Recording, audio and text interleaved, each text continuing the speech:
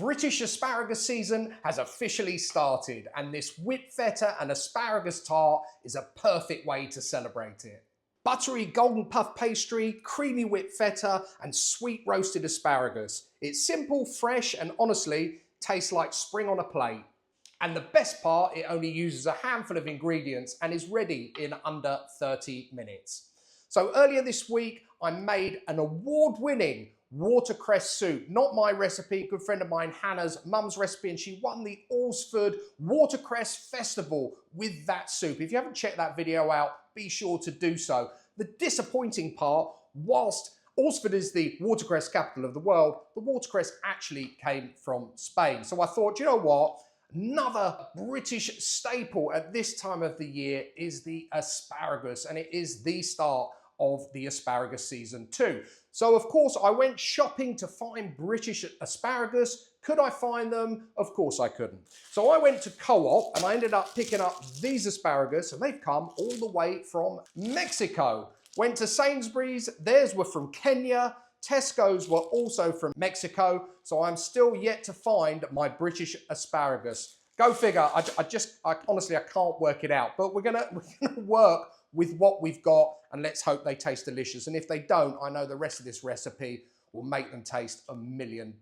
So you're gonna need yourself some puff pastry, shop bought, of course, as always, and today I'm using the Just Roll. I find this one works really well. However, I have to say, they didn't have it in today. The Co-op own brand puff pastry is also fantastic. So if you see that, pick it up. And we're gonna use the paper that this comes in. I've actually kept this out of the fridge for a little while as per the pack instructions, and just roll it out. What I want to do is just centralize it a little bit on this paper, as we're a little bit skew with there. That's it. Perfect. And at this stage, you want to preheat your oven to 180°C fan.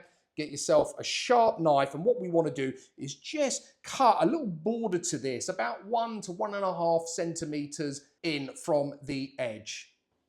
Now, I don't have the steadiest of hands, but hopefully we will be fine. You could also do this if you've got like a sort of pan or a tray that's a little bit smaller than the circumference of this pastry, then you could use that to make a sort of indent. All we're doing is really creating a border so that our filling doesn't come out. And do you know what? I've done that pretty well indeed. I'm happy with that. And then all you want to do is brush that with some beaten egg all over at this stage. That's it. And then all we want to do is get that onto a baking tray. And that is going to go in that oven at 180°C fan, as I said, for about 8 minutes. What we want to do is start to cook this and those edges to start to rise up. So let's get that in. There we go. Woo. That is hot. Hold on, my paper. That's it. My paper was sticking up.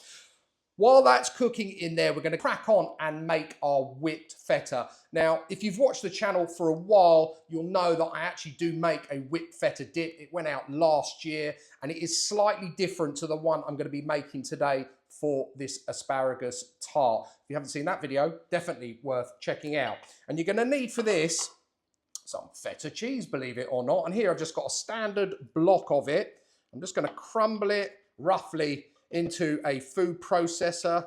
Obviously the food processor is going to do the bulk of the work for us. Then to that you want some Greek yogurt, or any sort of yogurt. It's just that we had I think this is a low-cal one. Yeah, 0% fat, even better. It makes me feel good and healthy. And I'm going to go in to start with about 3 tablespoons of our yogurt. I want some zest of a lemon. Again, this is optional. I really like lemon with asparagus, and I definitely like it in my whipped feta, especially when I'm having it as a dip, but I think it will go really well with this tart. And I might even save some and put a little bit more on at the end. As a matter of fact, I will. Let's just get all of that off. Then to that, I just want to add a little bit of cracked black pepper and a few turns of the old salt milk too. I'll lid on it and give that a blitz. That's it. And as that's whisking away, you want to gradually add in some extra virgin olive oil. Not too much. We don't want this to be too wet, but it's going to sort of emulsify a bit. It needs to be spreadable. And if this is too thick, it's going to break our pastry. I think that's probably enough there. I'd say I probably put in just over a teaspoon. So let's just check that consistency. See what I mean? It's thick, but it's not too thick. To me, that looks a perfect consistency. I just want to check it for seasoning.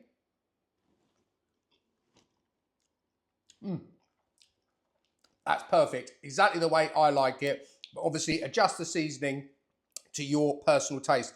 And just in case you aren't interested in watching another video, the only difference to this, to my normal whipped feta dip, is I add mayonnaise into that food processor along with the other ingredients. Okay, so what we now need to do, our pastry is actually out of the oven, and I know that is going to be a little bit hot right there, so let's straighten that out. Just get myself a little spatula here, and what we want to do is spoon this onto our pastry. I don't know what's happened here. I've got a bit that's sort of sunk down compared to the rest, but it feels like it's certainly started to cook, so it'll be fine.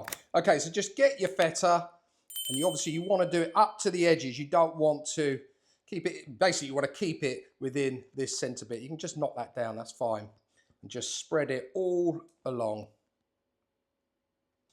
That's it, last little bit on there. That's well covered to me. I pretty much used that whole lot. There's hardly anything left. Obviously with your asparagus, like my nan taught me, you do that, and wherever it snaps, that's what we want. And you just want to lay these along here.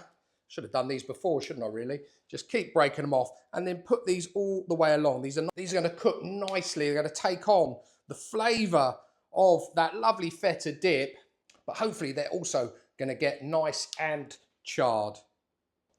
And that's it, our last one in there. Cool, I couldn't have planned that any better. That was actually 2 packs of asparagus exactly. Just get your egg wash. I'm going to give that a final second egg wash just on that edging there. That's it, just a little bit, just to cover it.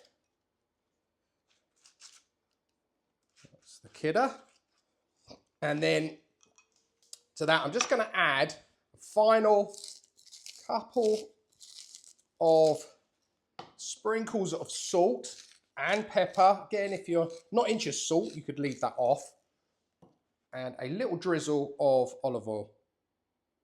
Not much. It's just to help those asparagus cook through. That's it. And that can now go back into the oven for about 18 to 20 minutes. What we're looking for is obviously that pastry to finish cooking and the asparagus to be nice and tender, but not too tender. You want them a little bit al dente. So just check it, maybe about the 15-minute mark with a knife to make sure they are cooking to your liking. Okay, so my 18 minutes are up and it looks pretty as a picture. Our pastry is nice, golden and crispy on the outside. I've checked the asparagus. The knife sort of glides through them with just a touch of resistance, which is exactly as I like them. I just want to finish this off now with the remainder of our lemon zest. So just over the top there, just to lift it even more, really bring out the flavour of those beautiful asparagus, even though they are Mexican. And then a little bit of chopped mint, that's fresh mint. Use dried if you prefer. That's it, over the top there like that. And then one last final drizzle of some extra virgin olive oil just over the top. Oh yeah. And there we have it. My whipped feta and asparagus tart. Let's give this a go. Can't wait to tuck in. Let's get the old knife. What I'm going to do, no real neat way of doing this. I'm going to go straight down here. Sounds nice and crispy. That's it. And then cut off a little square this way. I'm going to go straight down the middle of those asparagus. And I'm going to take the tips because I'm the only one eating it. So I get the choice. Just get myself a little spatula. Get a nice little slice of that on there. Knife and fork here. Good so far. Let's give it a whirl. want to get some of that lovely whipped feta, plenty of that. Bit of that asparagus on there as well. Bottoms up.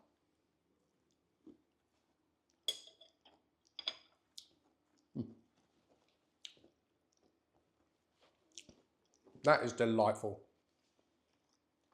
Really Mediterranean style flavours in there, really bringing out the best of those asparagus. I have to be honest, all of those flavours really lift them. And I appreciate not everyone likes asparagus. I think it's the aftermath, if you get what I mean, of the asparagus. Apparently though, not everyone can smell that. Pastry's perfect, just rolled again. Oh, sensational.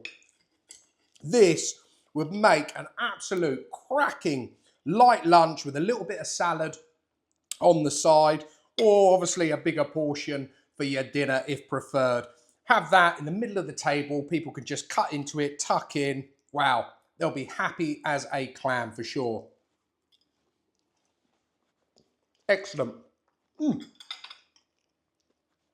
Guys, give that one a go. Simple ingredients, comes together really, really quickly. And once again, it celebrates the start of the asparagus season, even though they weren't from the UK. Guys, I'd love to hear from you.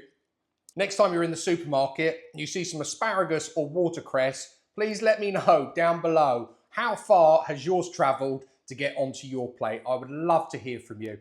Guys, that is it from me for today. I hope you've enjoyed this one. I really appreciate you watching. If you're new to the channel, you like the content, please don't forget to hit the subscribe button. Please also like, share, comment, and hype. If you've got one of those hype buttons, it'd be very much appreciated if you hit it. It really does help the channel. I'll put all of the details of today's whipped feta and asparagus tart down below in the description as always. And all that's left for me to say is until next time, it's cooking good.